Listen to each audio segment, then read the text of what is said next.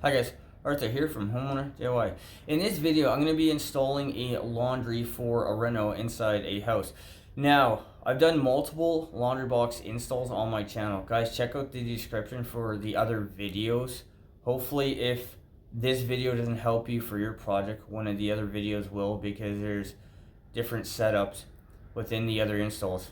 So what we'll do now is look at our setup. Alright, so this is our setup. So I have a vanity here, a sink. So I'm going to be tying into the wet vent here for this bathroom. Now guys, because I'm doing it like this wet vent is going to be overloaded. But the problem is that there's radiant in-floor heating here.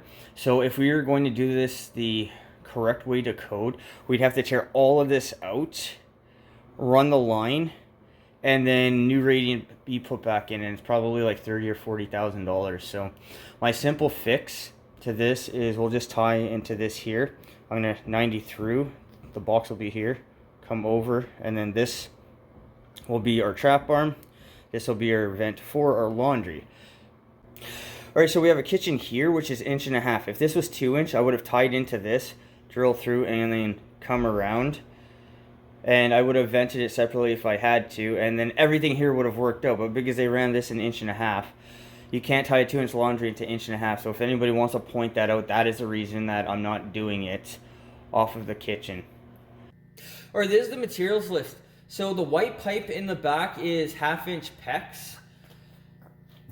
I have 2-inch ABS. These come in 12-foot lengths. I have 1.5 inch ABS. This is going to be for my new trap arm because I have to change out the T for the bathroom sink on the opposite side of the wall. For fittings, 2-inch solid trap, 2-inch T, 2 by 1.5 by 1.5 T, 2-inch line cleanout, 2 2-inch 22s, 2 2-inch 45s. For these two fittings here, I don't know if I need them or not, so I'm going to have them on hand. I might have to offset the FOP, I don't know yet.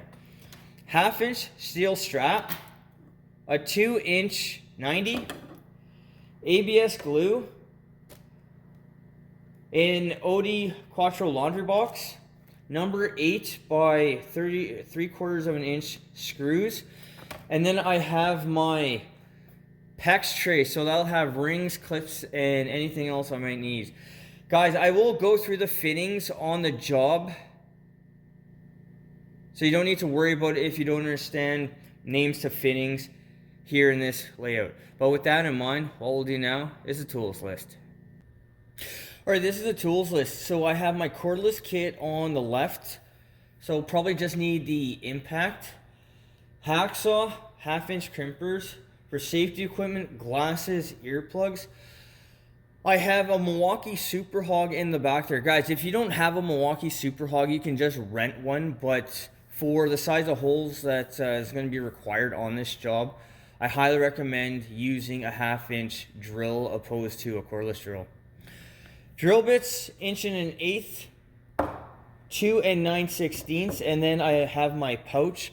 So for hand tools, hammer, measuring tape, nail bar, anything else I might need for this job. Guys, this is a tools list, so let's get started. Alright, so what I'm going to do here is I have my 2-inch T. I'm going to tie it below. We're going to come through and then pick up the laundry. Now, this trap arm here for the vanity, the bathroom sink, is at 15 inches, so it's already 4 inches too low. The clean out here, they actually had to notch the bottom of the cabinet because they came in too low. But the plan here is going to be, I'm going to turn my T this way. I'm going to come through 90 in. The clean out will be on top of it, and then the new T, which will be at a proper height of 18.5, 19 inches, will be on top of that, and then I'm going to connect back into the continuous vent here. Now the great thing in this case is there's an expansion joint, which means this entire piece here is going to move up and down. So once I cut this out, I'll show you the expansion joint as well, so you guys know for the future.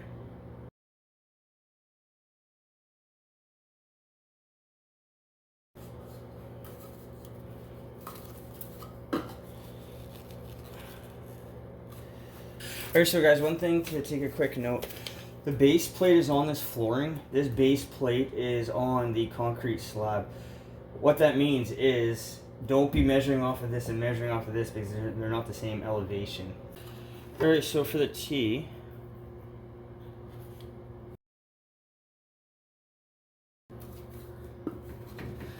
now look at the top of the hub and try to make sure it's straight inside the wall.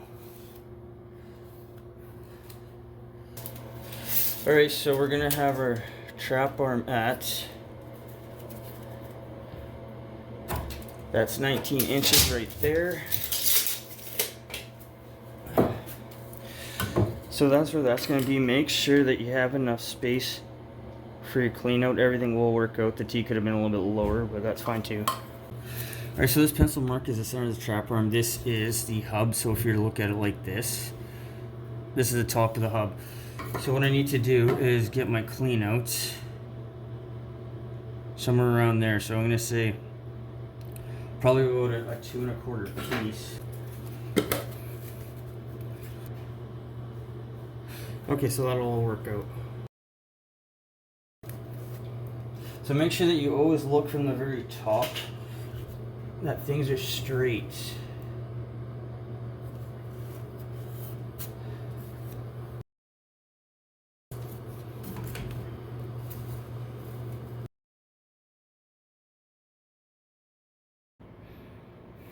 Okay, so this is an expansion joint. It'll slide up and down. The reason for an expansion joint is when the house is built, the wood is wet. Over the next 5 years, the wood is going to dry out, so it's going to start to shrink. So if you don't have something to take up the shrinkage, so this will slide downwards, you're going to screw up your grade long term. So because I have the expansion joint here, I can actually just rip this entire piece out. At this point in time, because the house is 25 years old, the expansion joint serves no purpose. It's only for the first few years. But if you guys come across one of these things, that is what it is. It's called an expansion joint, and it's for wood frame construction. So what I'm going to do is, that is tight. You see here, there's not enough space. I believe we normally put these things in at about 2 inches, so right about there. So I'll cut this here, and because this whole thing spins, I can slide it up, put it into the fitting, give it a spin, and off we go. Alright, so if you guys are wondering how this works, there's an O-ring here, and it'll just allow this piece to slide up and down. So I've cut my piece to length. You see we have enough space, and then it'll slide up and down, and then everything will work out here. So I'm going to go ahead and glue this in, and then we're going to look at setting our grade or elevation for a trap arm. Alright, so guys, there's 2 ways you can do this. This is an increment level that it has increments here. Guys, I've already talked about this tool specifically. Check out the card. So you can either measure from the center of the fitting here, measure over, which looks about 6 inches, give it 1/8, or what you can do is use the increment level and just put it over the center of the fitting, which I'm going to show you. So this is 1/4 inch per foot, so it's a little bit more than that because it's not quite a foot. Now, one thing about drilling the stud, if this fitting is a lot closer, guys, I've done this a trillion times, but I've hit the hub with the drill because there wasn't enough space. That's not going to happen here because it's more than enough. But keep one thing in mind, that if this is really close to here and then you punch through, you can hit this. But what I'm going to do is I'm going to grab my Milwaukee Super Hawg, and then I'm going to punch the hole in the stud on this side here.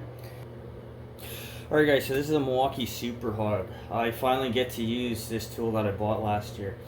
So for the drill bit here, this is 2 9/16. For something this big, a cordless drill is not really going to work out. It's too slow, it's too hard on the drill. So when you're drilling a hole this big, this has 2 speeds, high and low. Make sure you're on low speed. Now, one other thing to keep in mind, on low speed, this thing has a tremendous amount of torque, so you can very easily get injured if you catch a nail or a knot or something of that nature. So be very careful when you do this. But what I'm going to do is I'm going to punch the hole in through here. Guys, as usual, make sure that you have safety glasses and earplugs in.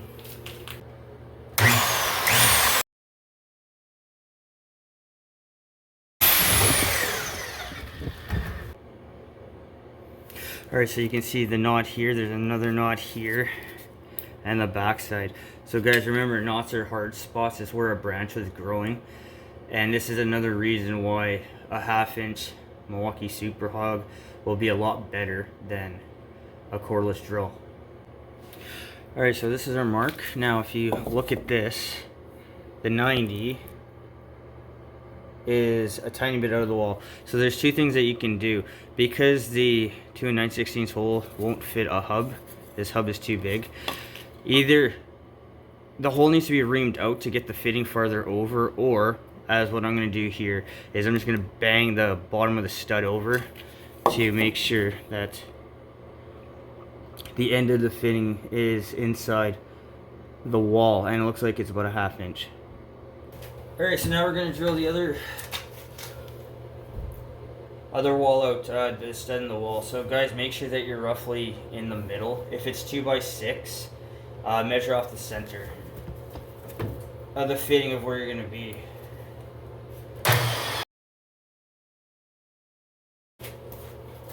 Alright, so we'll just hit the record.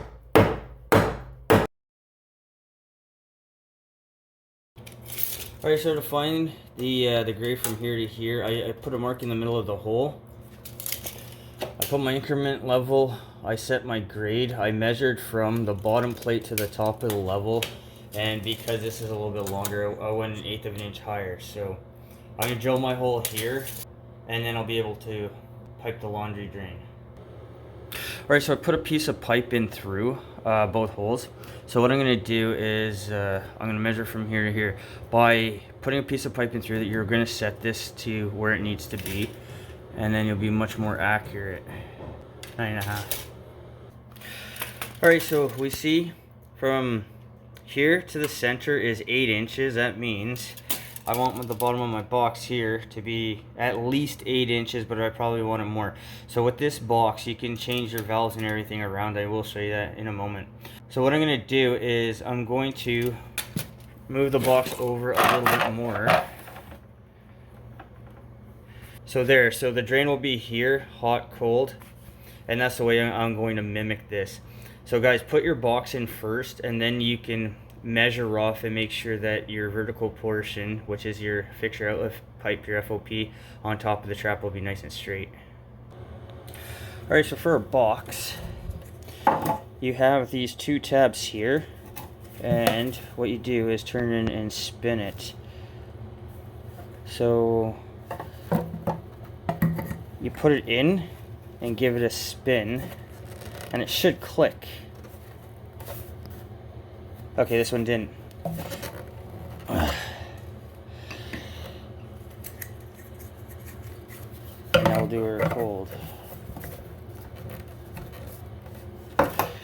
Alright, so you see how these are offset? What I'm going to do is I'll just take some channel locks and straighten them out. But anyways, so we have that done.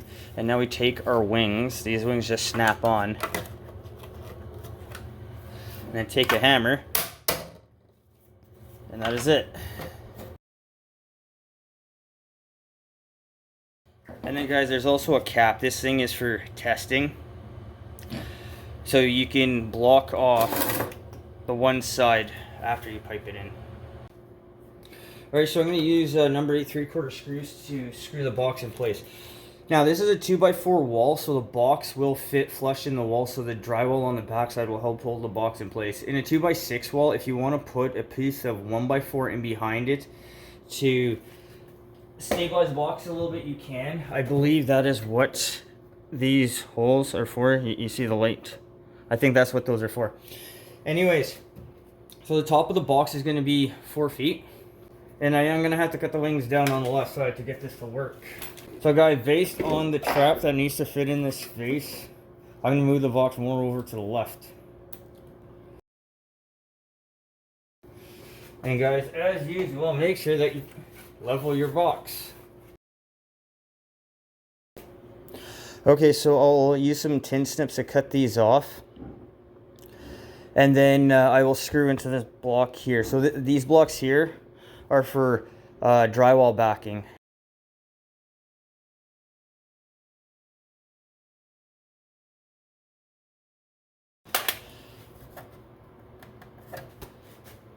Okay, and that all works out.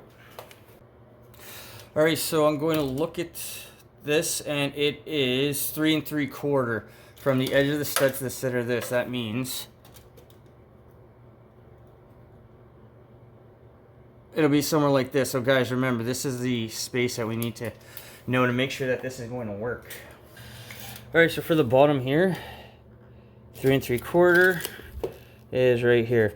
All right, guys, I realized I overlooked something, and I said this in the beginning that the plates are not the same, and my trap is not going to fit, as you can see. So what I need to do is I either need to take a Sawzall and either cut a notch here and then break it out, or what I'm going to do is I'm going to use my super hawg, and I'm going to drill here, and I'm going to drill here, and then I'm going to take about half the plate out, about 3/4 of an inch, and I think that'll be enough for my trap now to fit. All right, so I made a mistake. I measured off of this for this line here. No, that's not correct. Measure off of here, 3 3/4, and that is where I have measured the center of the laundry box up top. So now I'll go ahead and cut it there, and it's nice. It'll be cutting out these holes as well. So for 90, I'm going to glue it on. I'm going to put a level under it, and then I'm going to look at the bubble to make sure that the 90 is level inside the wall.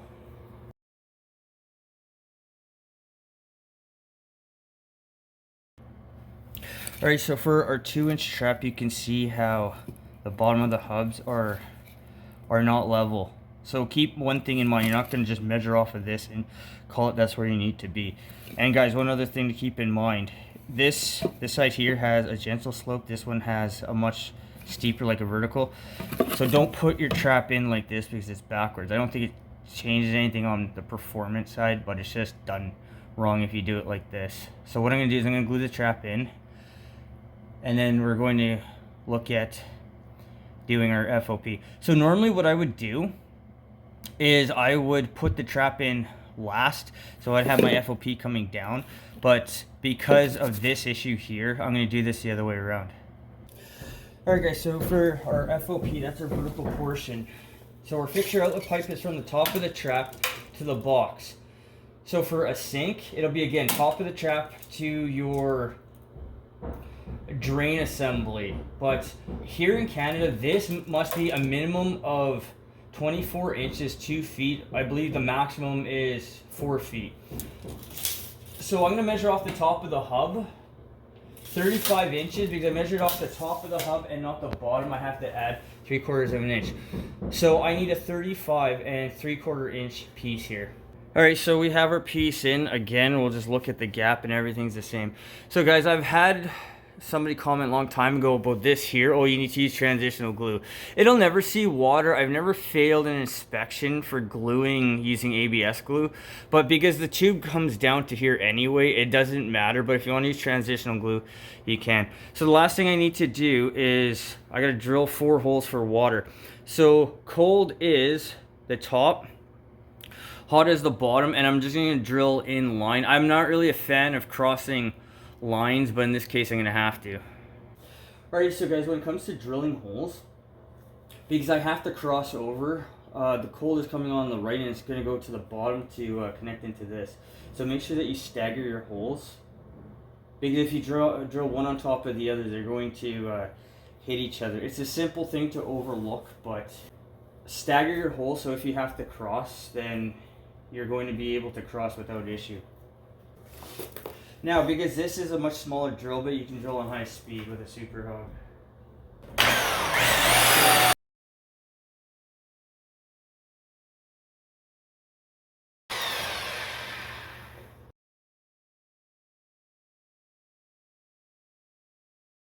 Alright, so here I'm just going to swoop it in. You don't need fittings.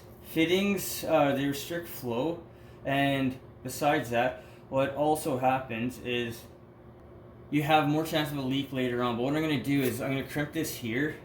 I'm going to leave the other end really loose, so when I come back to water pipe this later on, I'll have enough slack.